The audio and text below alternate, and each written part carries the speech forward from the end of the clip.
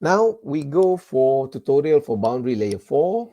The velocity profile in turbulent boundary layer often is approximated by the 1/7 power law equation. Evaluate H, which is delta star over theta for the power law profile. So this is just very simple, but on that time, student is quite confused how to do.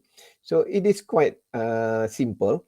First, you need to familiar with the term. So 1/7 power law means that the velocity profile is u over u equal y over delta to the power of 1 over 7.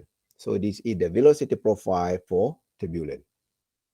So and then, so the question is evaluate h delta star over theta.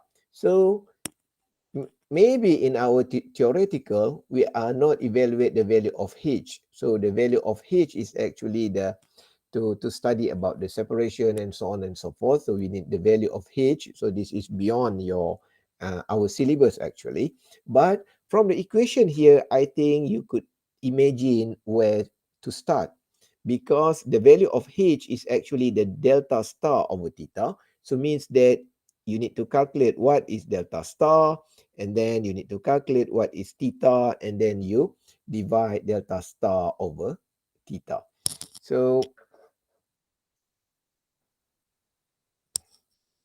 here, so let's say, so again, I use eta here.